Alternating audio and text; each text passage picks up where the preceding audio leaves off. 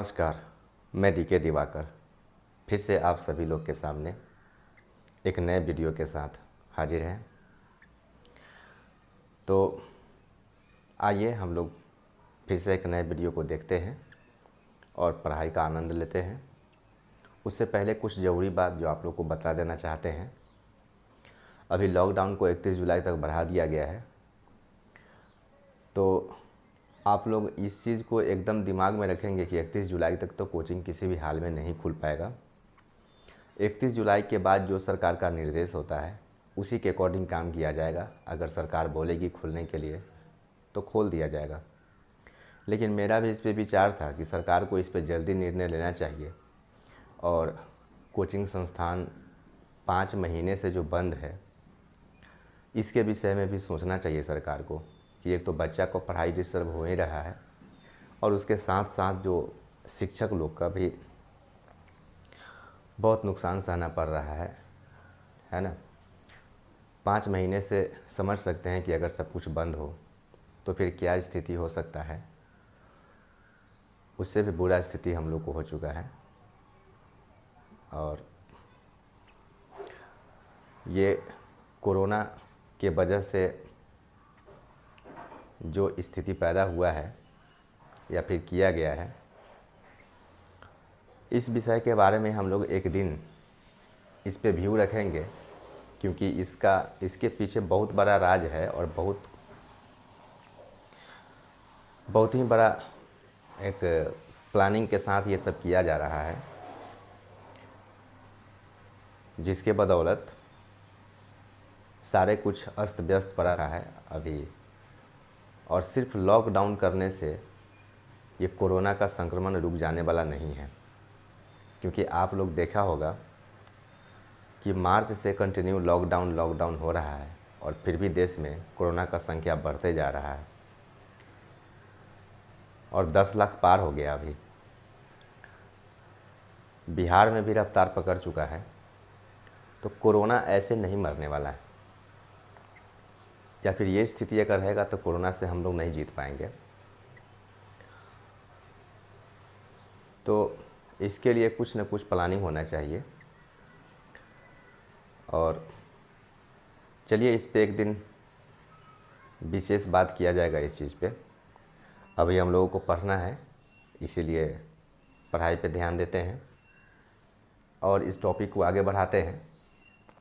तो टॉपिक का नाम बता देना चाह रहे हैं आप लोगों की। टॉपिक है, बहुत ही इंटरेस्टिंग टॉपिक है। अभी कॉम्पिटिटिव पॉइंट ऑफ व्यू से जो भी चीज़ हम लोग को पढ़ना है, हर कुछ में इस चीज़ का उपयोग आता है और इसके बिना समझिए तो ना ट्रिक बन पाएगा और ना ही मैथ बन पाएगा। ठीक है, तो ट्रिक बनाने के लिए इस चैप्टर को पढ़ना या फिर जानना बहुत ज़रूरी है। तो चैप्टर का नाम बता देना चाहते हैं, आप लोग को पता भी चल गया होगा, और वो चैप्टर है रेशियो एंड प्रोपोर्शन, यानी कि अनुपात एवं समानुपात। आप लोग देखते होंगे जब मैथ बनाते होंगे तो जितना भी मैक्सिमम ट्रिक आप लोग को रेशियो पे ही बताया जाता है। तो वीडियो को शुरू से अंत तक जरूर देखें। तो चलिए हम लोग स्टार्ट करते हैं। रेशियो, हेडिंग लगा लेंगे हम लोग रेशियो, जिसका हिंदी होता है अनुपात। ठीक है, अनुपात। ये होता क्या है रेशियो, पहले उसको देख लेते हैं। तो दो संख्या के बीच में एक संबंध बताता है कि एक दूसरे से कितना बड़ा है, उसी को हम लोग रेशियो कहते हैं। और रेशियो को हम लोग डबल डॉट ऐसे करके ऊपर नीचे करके इससे सूचित करते हैं। ठीक है, इसी से डिनोट करते हैं डबल डॉट, और वो भी ऊपर नीचे होना चाहिए। ठीक है, जैसे A:B, इसी को हम लोग अनुपात कहेंगे। कभी A और B के बीच में अगर कोई संबंध दर्शाना है तो A:B। ठीक है, ये अनुपात हुआ और इसको हम लोग लिख सकते हैं A/B। ठीक है, बात समझने का कोशिश करेंगे तो A:B को A/B भी हम लोग कर सकते हैं, लिख सकते हैं। ठीक है, तो रेशियो को हम लोग बारी बारी से देखते हैं कि रेशियो में पढ़ना क्या क्या चीज़ है। तो सबसे पहले हम लोग को देखना है कि कंपाउंड रेशियो क्या होता है, ठीक है।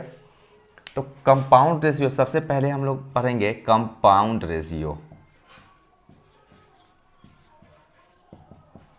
कंपाउंड रेशियो, ये कंपाउंड रेशियो है क्या आखिरकार? तो देख लीजिए कि अगर दो या दो से अधिक रेशियो को एक साथ अगर गुना कर दिया जाए तो वो सब कंपाउंड रेशियो में आ जाता है। एक से अधिक अगर रेशियो लिया जाए, जैसे 2, 3, 4, 5 अगर रेशियो ले लिया जाए और सभी को मल्टीप्लाई कर दिया जाए तो उसी को हम लोग कंपाउंड रेशियो कहेंगे। जैसे एग्जाम्पल होगा, जैसे अगर मेरे पास अनुपात है A:B, फिर C:D और फिर E:F, ये 3 रेशियो मेरे दिया हुआ है और इसका अगर कंपाउंड रेशियो लिखना है तो सबको गुना कर देंगे A/B, C/D और E/F। तो इसको हम लोग लिख सकते हैं ACE अनुपात BDF, ठीक है। यही कंपाउंड रेशियो कहलाता है कि दो या दो से अधिक रेशियो को अगर मल्टीप्लाई कर दिया जाए तो उसी को हम लोग कंपाउंड रेशियो कहेंगे, ठीक है। कंपाउंड रेशियो समझ में आ गया आप लोग को, ठीक है। तो अब देखते हैं कंपाउंड रेशियो के बाद अगला चीज को, और वो है हम लोग को पढ़ना कि डुप्लीकेट रेशियो। डुप्लीकेट रेशियो क्या होता है? तो अब देखते हैं डुप्लीकेट रेशियो क्या होता है। तो डुप्लीकेट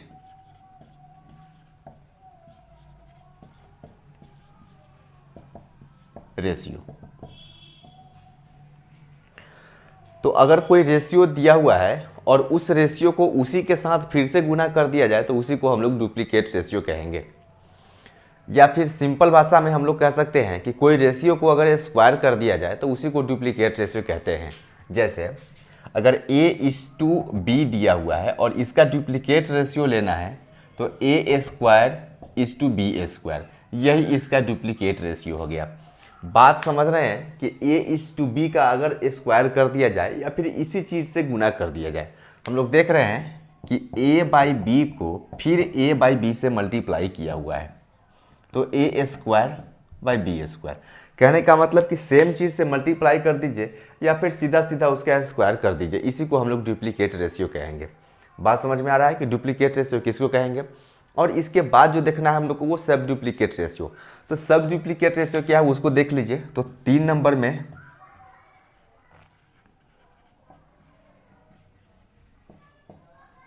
सब डुप्लीकेट रेशियो, ये सब डुप्लीकेट रेशियो क्या है उसको देख लीजिए जरा सा, कि अगर कोई रेशियो है उसका स्क्वायर रूट अगर कर दिया जाए तो उसी को हम लोग सब डुप्लीकेट रेशियो कहेंगे। जैसे A:B है और इसका रूट अंडर A और रूट अंडर B, इसी को हम लोग सब डुप्लीकेट रेशियो कहेंगे। अगर कोई रेशियो है उसका अगर स्क्वायर रूट कर दिया जाए तो उसको हम लोग सब डुप्लीकेट रेशियो कहेंगे, यानी कि इसका जस्ट अपोजिट है। इसमें क्या कर रहे थे, स्क्वायर कर रहे थे, और इसमें क्या कर रहे हैं कि रूट चढ़ा रहे हैं। बात समझ में आ रहा है? डुप्लीकेट रेशियो और सब डुप्लीकेट रेशियो समझ में आ गया आप लोग को, ठीक है। तो अब देखते हैं इसके आगे कि ट्रिप्लीकेट रेशियो क्या होता है और सब ट्रिप्लीकेट रेशियो क्या होता है, ठीक है। तो देखते हैं ट्रिप्लीकेट रेशियो क्या होता है।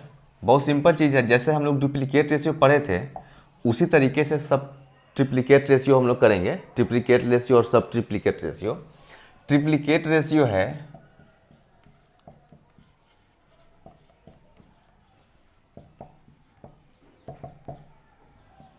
कि ऐसा रेशियो जिसको उसी के साथ 2 बार मल्टीप्लाई कर दिया जाए, या फिर सिंपल आप कह सकते हैं कि एक रेशियो का पावर अगर 3 कर दिया जाए या फिर क्यूब कर दिया जाए तो उसी को हम लोग ट्रिप्लीकेट रेशियो कहेंगे। जैसे A:B है तो इसको हम लोग लिख सकते हैं AQ और BQ, इसी को हम लोग ट्रिप्लीकेट रेशियो कहेंगे।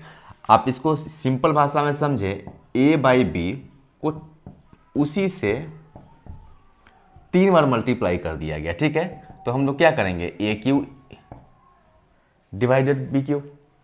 तो यही है क्या ट्रिप्लीकेट रेशियो, कि एक ऐसा रेशियो जिसको क्यूब पावर कर दिया जाए, यानी कि पावर क्यूब या फिर 3 कर दिया जाए तो उसको हम लोग ट्रिप्लिकेट रेशियो कहेंगे। और इसी का अगला है सब ट्रिप्लिकेट रेशियो।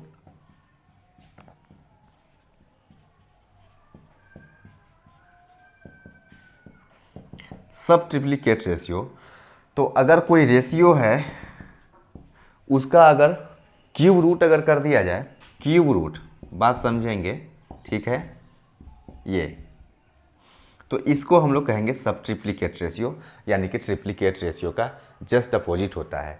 ट्रिप्लिकेट रेशियो में पावर 3 होता है और सब ट्रिप्लिकेट रेशियो में क्यूब रूट होता है, ठीक है। तो ट्रिप्लिकेट रेशियो और सब ट्रिप्लिकेट रेशियो आप लोग को समझ में आ गया होगा, ठीक है, इतना तक में किसी को कोई दिक्कत नहीं होगा, बात एकदम स्पष्ट है, ठीक है। थोड़ा सा पेशेंस रखेंगे आप लोग, आगे अभी बहुत कुछ अच्छा अच्छा चीज़ मिलने वाला है और बहुत हम लोग शॉर्ट ट्रिक बताने वाले हैं, ठीक है। तो हम लोग देखते हैं कि प्रोपोर्शन, प्रोपोर्शन क्या होता है, यानी कि समानुपात। इसका हिंदी का जो वर्ड है इसी को देखने से पता चल रहा है, समानुपात मतलब सम अनुपात, मतलब दो अनुपात अगर समान हो जाए या फिर बराबर हो जाए तो उसी को हम लोग समानुपात कहेंगे। जैसे A अनुपात B अगर बराबर हो गया C अनुपात D को, तो इसी को हम लोग समानुपात कहेंगे। तो समानुपात को ये जो इज इक्वल टू चिन्ह है ना, इसको हम लोग 4 डॉट से डिनोट करते हैं, यानी कि 4 डॉट ऊपर नीचे ऐसे करके। जैसे हम लोग इसको लिखेंगे A:B प्रोपोर्शन C:D, ठीक है। इसी को हम लोग समानुपात कहते हैं। अगर दो अनुपात आपस में बराबर हो जाए तो उसी को हम लोग समानुपात कहेंगे, ठीक है। इसको हम लोग ऐसे भी लिख सकते हैं, इसको ऐसे भी लिख सकते हैं A/B = C/D, ऐसे करके भी हम लोग लिख सकते हैं। तो ये हुआ प्रोपोर्शन, यानी कि प्रोपोर्शन समझ में आ गया होगा, समानुपात आप लोग को समझ में आ गया होगा, ठीक है। अब समानुपात में कुछ चीज़ है हम लोग को पढ़ना, जो बहुत ज़रूरी का चीज़ है, कुछ टर्म्स है उसको जानना एकदम ज़रूरी है। जैसे समानुपात में अगर 4 क्वांटिटी आपको दिया जाए, जैसे आपको दिया जाए A B C D, अगर 4 क्वांटिटी है और इसको अगर प्रोपोर्शन के रूप में लिखना है तो हम लोग लिख देंगे A/B = C/D, कोई डाउट नहीं है। लेकिन आपके पास अगर 3 क्वांटिटी दिया जाए और तब उसको प्रोपोर्शन के रूप में लिखना है, जैसे A B और C, और तब इसको अगर प्रोपोर्शन के रूप में लिखना है तो हम लोग क्या लिखेंगे A/B = B/C, यानी कि B को रिपीट करेंगे, ठीक है। तो ये 3 क्वांटिटी को प्रोपोर्शन में लिखने का तरीका है। अब इससे बहुत सारा क्वेश्चन पूछा जाता है, या फिर जो अभी टर्म्स हम लोग बताने वाले हैं उसी में इसका बहुत यूज होने वाला है, ठीक है। तो अभी देखते हैं हम लोग, देखिए जैसे 3 क्वांटिटी है मेरे पास A B और C, और इसको प्रोपोर्शन में अगर हमको लिखना है प्रोपोर्शन के रूप में, तो उससे पहले जान लीजिए कि इसको हम लोग फर्स्ट कहेंगे और इसको सेकंड कहेंगे और इसको थर्ड कहेंगे, या फिर हम इसको फर्स्ट कहेंगे और इसको थर्ड कहेंगे, और ये बीच वाला है इसीलिए इसको हम लोग मीन भी कहते हैं, ठीक है। इसको मीन भी कहते हैं, यानी कि मध्य, इसका हिंदी मध्य होता है, ठीक है। प्रथम, मध्य और तृतीय। तो कभी कभी आपसे पूछ देता है कि प्रथमानुपाती क्या होता है, फर्स्ट क्या हो जाएगा, फर्स्ट प्रोपोर्शन, ये पूछ दिया जाता है कि फर्स्ट प्रोपोर्शन क्या होगा। तो बात समझने का कोशिश करेंगे कि फर्स्ट प्रोपोर्शन निकालने के लिए यहाँ पे पहला जो है A का मान हमको निकालना पड़ेगा।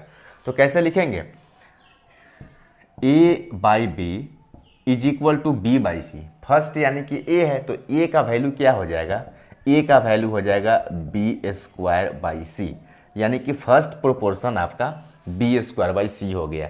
अगर आप चाहे तो इसको याद भी रख सकते हैं, और अगर आप याद नहीं रखते हैं तो भी बहुत आसान है, हम तो कहेंगे कि याद रखिए ही नहीं इस चीज़ को, ठीक है। जब भी ऐसा क्वेश्चन दिया जाए तो आप इजीली A/B = B/C करके इजीली आप फर्स्ट प्रोपोर्शन का मान निकाल लीजिए, बहुत ही आसानी से निकल जाएगा, ठीक है, और कोई दिक्कत नहीं होगा। तो ये फर्स्ट प्रोपोर्शन निकालने का तरीका हुआ कि A का मान निकाल दिए। अगर इसी जगह आपसे सेकेंड प्रोपोर्शन पूछ देता है, ठीक है, चाहे मीन प्रोपोर्शन, सेकेंड को ज़्यादातर मीन प्रोपोर्शन कहा जाता है, ठीक है, मीन प्रोपोर्शन, जिसको मध्यानुपाती कहते हैं। तो मीन प्रोपोर्शन अगर बोलता तो हम लोग यहाँ पे फिर लिखते हैं ना A/B = B/C, मीन मतलब B का वैल्यू हमको चाहिए। तो B का वैल्यू कैसे निकलेगा, B square is equal to A C, चाहे बी का वैल्यू ए सी का रूट अंडर। ये हो गया मीन प्रोपोर्शन।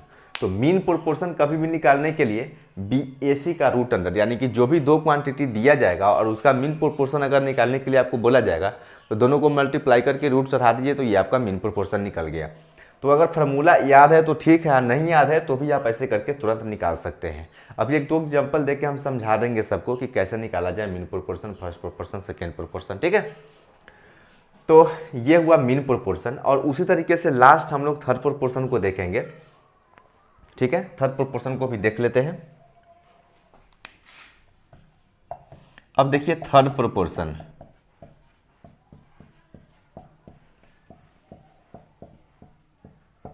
Third proportion. तो थर्ड प्रोपोर्शन में हम लोग सेम काम करेंगे बी बाई सी, लेकिन सी का वैल्यू निकालेंगे।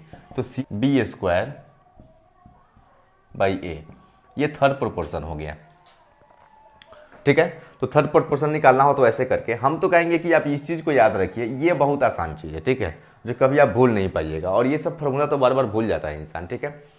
तो ये थर्ड प्रोपोर्शन हो गया।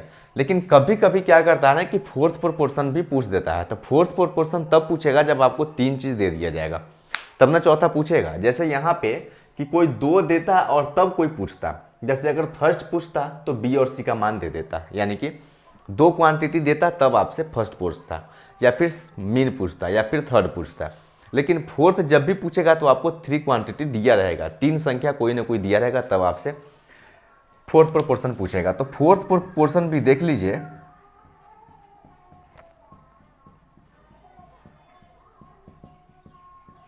फोर्थ प्रोपोर्शन, तो फोर्थ प्रोपोर्शन जब पूछेगा जब ए बी सी ये दिया रहेगा, और हमको निकालना क्या है, तो डी का वैल्यू निकालना है, ये इसका वैल्यू निकालना है। तो लिखेंगे A by B is equal to C by D, ठीक है। डी का वैल्यू निकाल दीजिए, तो डी इज इक्वल टू क्या हो जाएगा, बी सी बाई ए, ये हो जाएगा आपका फोर्थ प्रोपोर्शन। तो फोर्थ प्रोपोर्शन भी कभी कभी पूछ देता है एग्जामिनेशन में, आप इजीली इसको निकाल सकते हैं, कोई डाउट नहीं है। बात समझ में आ रहा है, ठीक है। तो प्रोपोर्शन से हम लोग को इतना ही पढ़ना है। तो आइए एक दो एग्जाम्पल देखते हैं, ऐसे ही एकदम भरवली हम लोग एक एग्जाम्पल लिखते हैं। जैसे दे देगा आपसे कि 4 और 12 का मीन प्रोपोर्शन क्या होगा, ठीक है। मीन प्रोपोर्शन क्या होगा, तो इसका मीन प्रोपोर्शन निकालने के लिए क्या करेंगे, 4/x, क्योंकि मीन मतलब बीच वाला, तो बीच वाला आपको नहीं दे रखा है और बीच वाला का ही मान निकालना है, तो बीच वाला को हम लोग x मान लेंगे। मान लीजिए कि बीच वाला x है, तब 4/x is equal to x/12, और x इक्वल टू कितना हो जाएगा, तो 4 गुना 12, ठीक है, ये हो जाएगा। तो 4√3, ये इसका आंसर हो गया, ठीक है। तो ये मीन प्रोपोर्शन निकालने का तरीका हुआ। अगर फर्स्ट प्रोपोर्शन निकालना होता तो पहला जगह पे x मानते। जैसे मान लीजिए आपसे पूछा जाए कि 8/12 का फर्स्ट प्रोपोर्शन क्या होगा, तो फर्स्ट प्रोपोर्शन जो पूछे उसी को x ले लीजिए। फर्स्ट प्रोपोर्शन पूछ रहा है तो फर्स्ट को x ले लिए। अब यहाँ से हम x/8 इज इक्वल टू 8/12, और x का मान निकाल देंगे, जो आएगा वही मेरा आंसर हो जाएगा। अगर आपसे थर्ड प्रोपोर्शन पूछता, मान लीजिए कि आपको दे दिया जाए 5 और 15, और इसका थर्ड प्रोपोर्शन अगर पूछा जाए मान लीजिए, तो कैसे करेंगे, थर्ड प्रोपोर्शन यानी कि तीसरा को x मानेंगे और लिखेंगे 5/15 इज इक्वल टू 15/x, और x का मान निकाल देंगे, तो यही मेरा थर्ड प्रोपोर्शन निकल जाएगा।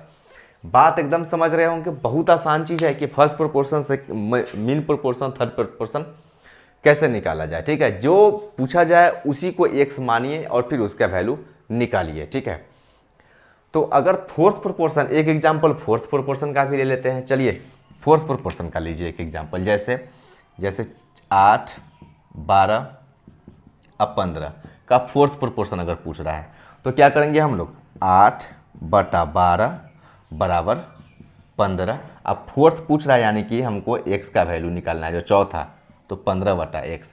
अब हम यहाँ से x का वैल्यू निकाल देंगे, ठीक है। x का वैल्यू निकाल देंगे, ये मेरा फोर्थ प्रोपोर्शन निकल जाएगा। तो बात एकदम आसान है, बस समझने का कोशिश करना है, बहुत ही ईजी है ये प्रोपोर्शन, ठीक है। तो रेशियो में एक दो चीज़ है जिसको बिना बताए हम लोग आगे बढ़ भी नहीं सकते हैं, और अगर बढ़ जाए तो फिर रेशियो समझ में भी नहीं आएगा, ठीक है। तो इसलिए हम लोग को क्या करना पड़ेगा ना कि उस चीज़ को देखना पड़ेगा वो है क्या। तो रेशियो में एक चीज़ को हम छोड़ के आए हैं, वो इनवर्स रेशियो। अब देखिए इनवर्स रेशियो क्या है उसको देखते हैं जरा सा। इनवर्स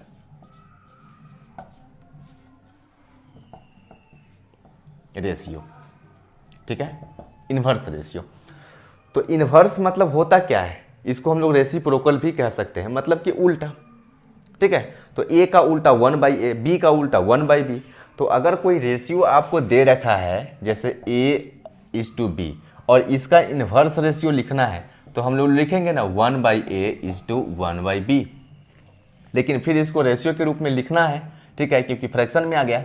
तो हम लोग क्या करेंगे, इसका तरीका जानिए, इसका तरीका क्या होता है, ठीक है। फिर हम लोग बाद में इसके रिजल्ट पे आएंगे।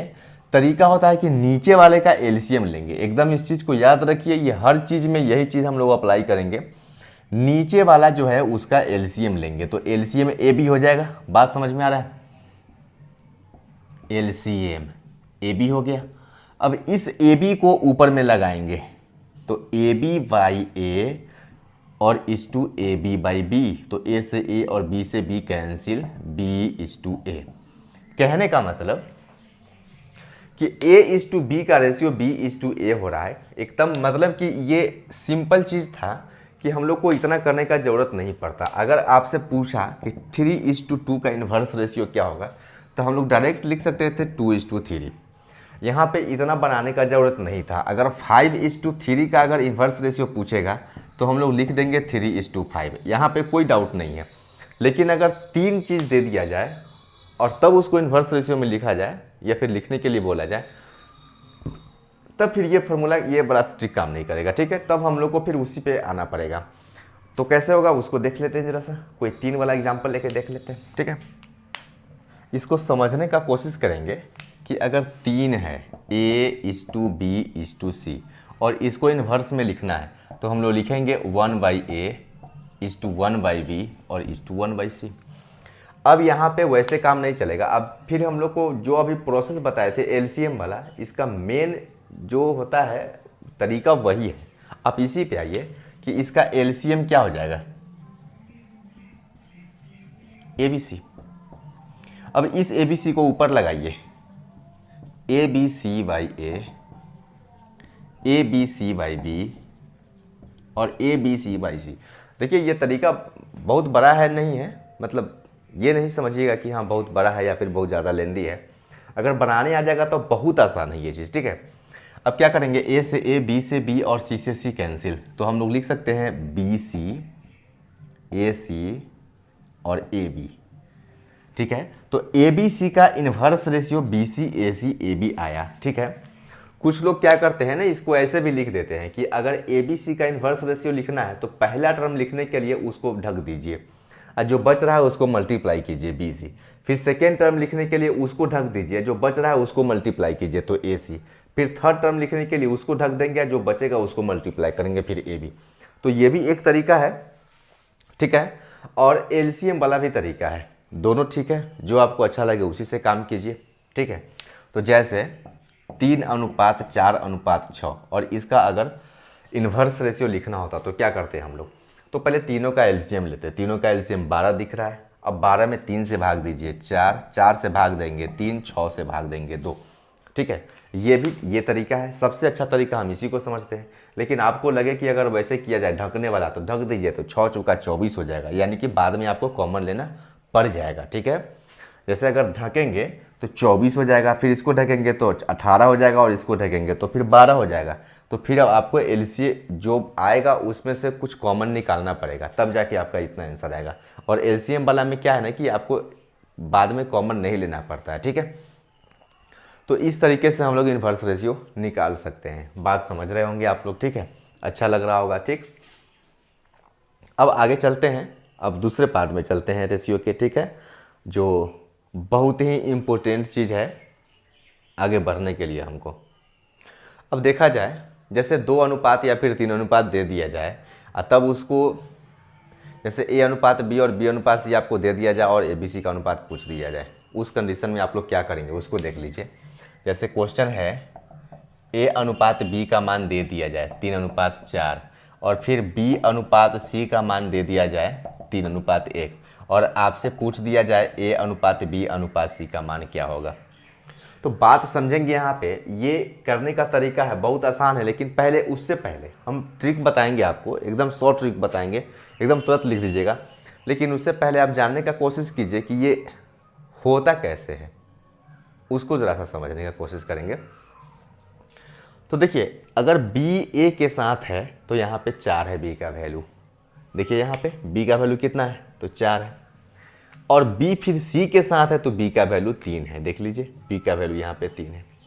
तो एक बात बताइए कि बी का वैल्यू एक ही व्यक्ति का मान दो जगह सेम, 2 जगह या 3 जगह 5 जगह कहीं भी हो उसका वैल्यू सेम ही होगा, उसका हाइट सेम ही होगा, ठीक है। और किसी के साथ जाने पे उसका हाइट को बदल नहीं जाता है, ठीक है।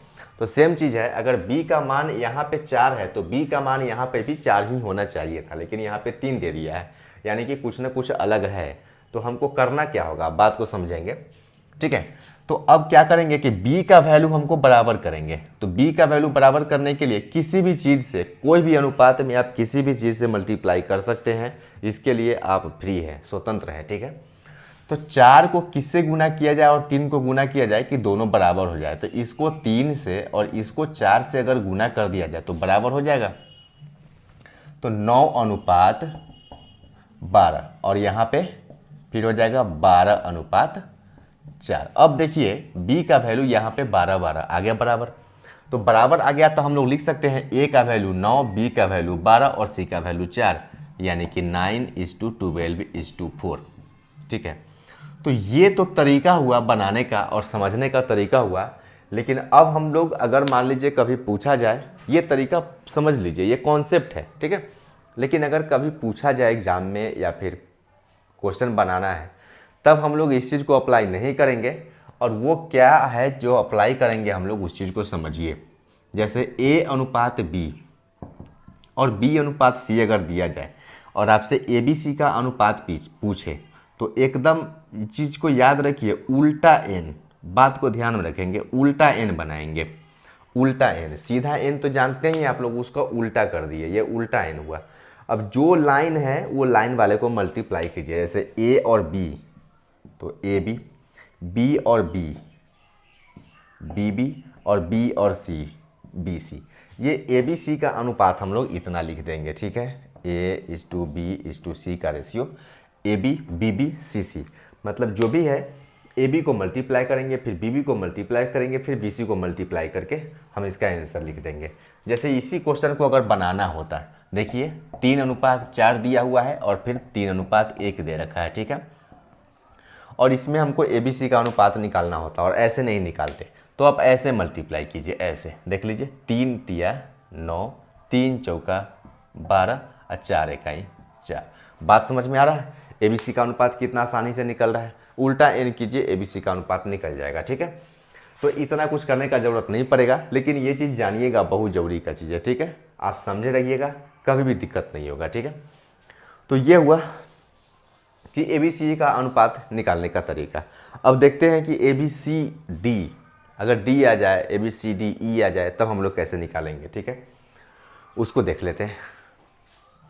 तो मान लीजिए अगर A B B C C D ये सब अनुपात अगर दे दिया जाए, ठीक है। जैसे ए अनुपात बी दे दिया जाए, मान लीजिए 2:1 है, बी अनुपात सी दे दिया जाए 3:2 है, ठीक है। और सी अनुपात डी दे दिया जाए जो 3:1 ही मान लिए, 3:1 है। और आपसे पूछा जा रहा है ए अनुपात बी अनुपात सी अनुपात D is equal to what, A B C D का अनुपात पूछा जा रहा है। तो अब यहाँ पे देखेंगे जरा सा कि यहाँ पे b का वैल्यू, एक तो हम फिर इसका शॉर्ट ट्रिक आप लोग को बताएंगे, लेकिन पहले उसको समझने की कोशिश कीजिए। इसको 3 तरीके से बनाने का हम लोग कोशिश करेंगे, ठीक है। आप लोग को समझाएंगे 3 तरीके से। पहला तो क्या है कि सबको बराबर करने वाला नियम, जैसे b और b, तो b का मान यहाँ पे 1 और 3 है, तो ये दोनों को बराबर कर लेंगे, ठीक है। तो जब ये दोनों को बराबर कर लेंगे तो ABC आ जाएगा। और फिर यहाँ पे C का वैल्यू यहाँ पे 2 है और फिर C का वैल्यू यहाँ पे 3 है, ठीक है। अब यहाँ पे C का वैल्यू बराबर करेंगे तो B का वैल्यू C का वैल्यू बराबर करेंगे, तब जो आएगा वो आपका ABCD का अनुपात आ जाएगा। एक तो वो तरीका है, ठीक है। एक और तरीका है कि ABC का अनुपात उल्टा करके निकाल लीजिए और फिर ABC के बाद फिर CD का अनुपात। जैसे हम यहाँ पे अगर उल्टा n करते तो मेरा आ जाता है ABC का अनुपात 6 और 3 और फिर 2, ठीक है। अब CD का अनुपात जो है लिख लीजिए, जैसे 3:1, इधर से छोड़ के लिखेंगे, ठीक है, 3:1। अब क्या करेंगे कि ये बायां वाला जो है इधर वाला, इससे तीनों को मल्टीप्लाई करेंगे, तीनों को मल्टीप्लाई करेंगे और लास्ट वाले से लास्ट वाला को मल्टीप्लाई करेंगे तो आपका आ जाएगा ABCD का रेशियो। कितना हो जाएगा? 6 3 18, 3 3 9, 3 दूना 6 और 2 1 2। इसमें से कुछ कॉमन आने वाला है? नहीं आने वाला है। तो यही ABCD का रेशियो हो जाएगा, ठीक है। तो ये तो हुआ कि आप ABC का अनुपात निकाले फिर ABCD का अनुपात निकाले। ये भी तरीका ठीक ही है अगर आप लोग समझ रहे हैं, और अभी जो बताने वाले हैं अगर उससे आपको अच्छा लगे ये तरीका तो ये भी तरीके से आप लोग बना सकते हैं। ये भी तरीका बढ़िया है, कोई दिक्कत नहीं है, ठीक है, ज़्यादा टाइम भी नहीं लगेगा। लेकिन अगर वैसे बनाते डायरेक्ट अगर बनाना चाहे तो क्या करेंगे? तो डायरेक्ट बनाने का तरीका है, यहाँ पे उल्टा n बनाए ना तो यहाँ पर भी आप उल्टा n बना ही दीजिए, ठीक है। मतलब हर जगह उल्टा n ही बनेगा, ठीक है। अब क्या करेंगे वो देखिए, ठीक। तो इस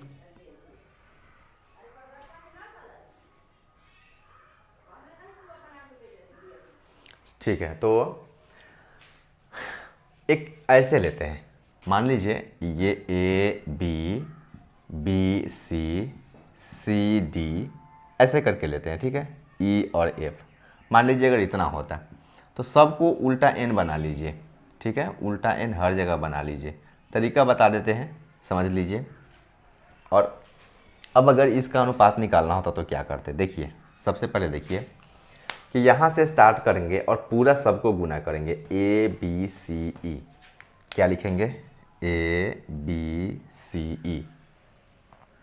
फिर अब A का काम खत्म हो गया, अब B से स्टार्ट कीजिए। अब B से स्टार्ट करेंगे तो B को अंत तक लेंगे और B से जैसे जैसे लाइन, पहले B से ऐसे आएंगे, ऐसे जाएंगे E तक, फिर B से ऐसे जाएंगे, फिर E तक, फिर ऐसे आएंगे, फिर E तक, और फिर लास्ट वाले को लास्ट वाला। तो BBCE, BBCE, फिर B, देखिए यहाँ से ऐसे आ गए। अब एक स्टेप आगे जाके फिर ऐसे आएंगे, BCCE, BCCE, ये।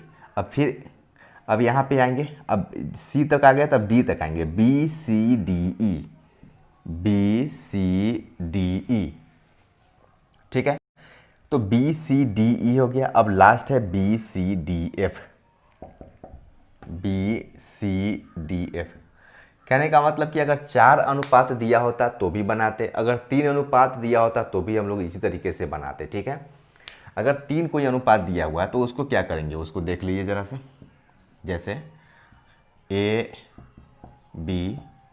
ABC, ठीक है, और CD। अगर इसमें ABCD का अनुपात पूछता तो उल्टा n बनाते जाइए, ठीक है, एकदम इजी है, उल्टा n बनाते जाइए। अब देखिए, सबसे पहले ABC को मल्टीप्लाई करेंगे तो ABC।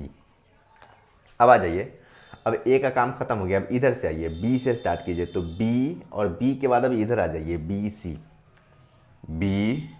BC, ठीक। अब B से डायरेक्ट हम लोग इधर आ गए थे, अब B से C पे आइए तो B के बाद C और तब C, BCC।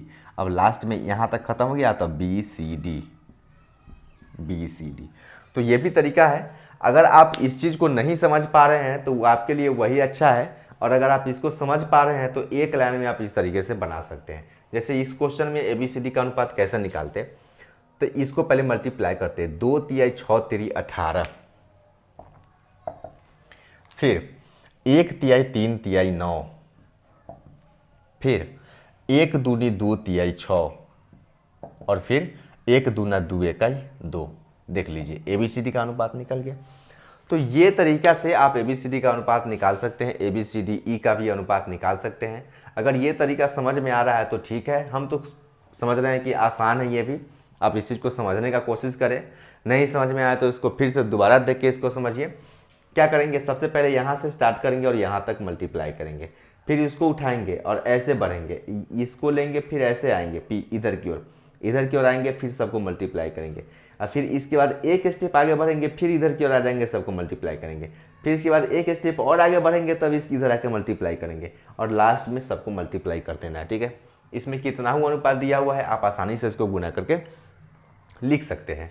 जैसे एक एग्जाम्पल लेते हैं और तब इसको बनाने का कोशिश करते हैं। ठीक है, जैसे A अनुपात B का वैल्यू 3:2, B अनुपात C का वैल्यू 3:1, C अनुपात D का वैल्यू 2:3 और D अनुपात E का वैल्यू 2:1। अब आपसे पूछा जाए A अनुपात B अनुपात C अनुपात D अनुपात E तक है, तो E का मान क्या होगा। तो अब देखिए कैसे बनाएंगे इसको हर जगह उल्टा n आप बनाते चल जाइए। ये बना दिए, ये बना दिए और ये बना दिए। अब देखेंगे, पहले इसको मल्टीप्लाई, 3 तिहाई 9, दूना 18, दूना 36। अब इससे 2 तिहाई 6, दूनी 12, दूनी 24। अब फिर देखिए, अब ये इससे डायरेक्ट यहाँ पे आ गए थे, अब इससे एक स्टेप आगे बढ़ेंगे तो 2 इकाई 2, दूनी 4, दूना 8। फिर अब यहाँ तक आए थे, अब यहाँ तक आइए, 2 इकाई 2, तिहाई 6, दूना 12। अब यहाँ तक जब आ गए तो लास्ट यहाँ बचा हुआ है, तो 2 इकाई 2, तिहाई 6 और इकाई 6। अब इसमें से कुछ कॉमन आने वाला है, तो कॉमन क्या आएगा, जो कॉमन आएगा उसको हटा लीजिए, तो 2 कॉमन आ जाएगा। तो 2 अगर कॉमन आ जाएगा तो यहाँ पे 18 लिखेंगे, यहाँ पे 12 लिखेंगे, यहाँ पे 4 लिखेंगे, यहाँ पे 6 लिखेंगे और यहाँ पे 3 लिखेंगे। यही इसका रेशियो हो जाएगा। ABCDE का अनुपात 18, 12, 4, 6, 3। ठीक है, ये इसका अनुपात हो जाएगा। बात समझ में आ रहा है। ठीक है, अगर F तक हो तो भी हम लोग ऐसे ही करके बना लेते हैं। अब एक चीज़ और देखते हैं और इसके बाद हम लोग ख़त्म करते हैं आज के वीडियो। ठीक है, फिर हम लोग नेक्स्ट वीडियो में पढ़ेंगे आगे का चीज़। तो अब जो देखना है वो, जैसे आपको इस तरीके से अनुपात दे दिया जाएगा और पूरा ABCDE ना पूछ के A अनुपात E पूछ देगा, तब क्या करेंगे। मान लीजिए अगर इसी जगह पे आपको इसी क्वेश्चन में अगर आपसे A अनुपात E is equal to what पूछ दिया जाए तो क्या करेंगे। तो क्या हम A का मान 3 है और E का मान 1 है, ये 3:1 लिख दे क्या, नहीं, तो फिर गलत हो जाएगा 3:1 ऐसे करके लिखने से। ठीक है, तो फिर क्या करेंगे, तो समझने का कोशिश करें। यहाँ पे देखिए A और E का मान, A और E का मान क्या क्या आया, तो 18 और 3 आया। तो या तो एक तरीका ये है कि आप पूरा का अनुपात लिखिए और शुरू और अंतिम का जो है उसको आप अनुपात लिख दीजिए और फिर जो डिवाइड करके आएगा वो डायरेक्ट हम लोग ऐसे लिख सकते थे 18:3 और 3 से भाग करते थे 6 होता है, 6:1 इसका A अनुपात E का 6:1 इसका आंसर हो जाता। अब बताइए, इतना तो बनाना पड़ता ना, कितना टफ हो गया, लंबा हो गया। तो इसीलिए कभी भी फर्स्ट और लास्ट अगर पूछे तो उसका एकदम सिंपल कॉन्सेप्ट आप जान लीजिए कि देखिए A/B और गुना B/C और फिर गुना C/D और फिर D/E। अब देखिए जरा सा, मल्टीप्लाई कर रहे हैं तो सब तो कट जा रहा है, सिर्फ फर्स्ट और लास्ट बच रहा है ना, A/E, यही ना बच रहा है। तो अब बताइए A/E अगर ऐसे करके बच रहा है तो क्या ज़रूरत था हमको ABCDE पूरा का अनुपात निकालना। हम सबको मल्टीप्लाई करके क्यों नहीं हम निकाल लेते, इसका वैल्यू निकाल देते ना। तो हम लोग अब मल्टीप्लाई करके ही निकालेंगे। क्या करेंगे, 3/2, 3/1, 2/3 और 2/1। ठीक है, अब जो भी कटने वाला है उसको काट लेंगे। ठीक है, काट लेंगे, कितना आ गया, 6/1, 6:1 और ये इसका आंसर ये देख लीजिए। ठीक है, तो इसमें क्या होता है ना कि पूरा अनुपात हम लोग को नहीं निकालना पड़ता, इसमें सिर्फ मल्टीप्लाई करेंगे और मल्टीप्लाई करने के बाद जो कट के आएगा वही हमारा आंसर हो जाएगा। तो फर्स्ट और लास्ट में जब भी क्वेश्चन आपसे पूछा जाए तो सबको लेके मल्टीप्लाई कर लीजिए, ठीक है। जहाँ तक पूछा जाए, जैसे 4 अनुपात दे दिया जाए, 5 अनुपात दे दिया जाए, 6 अनुपात दे दिया जाए, और फर्स्ट और लास्ट अगर पूछ दिया जाए तो बस उसको सारे को मल्टीप्लाई कीजिए और काट के देखिए, जहाँ तक जो आंसर आए कटने के बाद जो बचे वही आपका उत्तर हो जाएगा। बात समझ गए होंगे यहाँ तक, ठीक है, कोई दिक्कत नहीं होगा। तो ये था रेशियो का बेसिक जो पढ़ना था हम लोग को और जानना बहुत ज़रूरी था। अब इसके आगे हम लोग देखेंगे अगले वीडियो से, ठीक है। वर्ड्स प्रॉब्लम है या फिर अभी बहुत सारा इसमें वैरायटी है इस चैप्टर में, तो सारे को हम लोग देखेंगे धीरे धीरे करके। जब तक आप लोग ऐसे ही पढ़ते रहिए, ध्यान से मन लगा के पढ़िए और घर पे पढ़ाई का आनंद लेते रहिए। जितना से जितना हो इसको शेयर करें और सबको बोलिए सब्सक्राइब करने के लिए, ठीक है। तो थोड़ा मज़ा आएगा पढ़ाने में और हम लोग को भी मन लगे या फिर अंदर से जोश बोलता है ना, उत्साह बने, ठीक है। तो इसीलिए आप लोग को रिक्वेस्ट है आप लोग से, और नेक्स्ट वीडियो या फिर किसी दिन वीडियो बनाते हैं, आप लोग को हर कुछ के बारे में बताया जाएगा। बहुत कुछ पॉलिटिकल भी कुछ लेके आएंगे वीडियो, है ना, और कुछ इंटरटेनमेंट भी लेके आएंगे। लेकिन इससे पहले थोड़ा सा आप लोग जितना ज़्यादा हो सके सब्सक्राइब कीजिए और सबको बताइए। तो ठीक है, जब तक के लिए आप लोग बने रहिए इसी तरीके से। टेक केयर और गुड नाइट, बाय।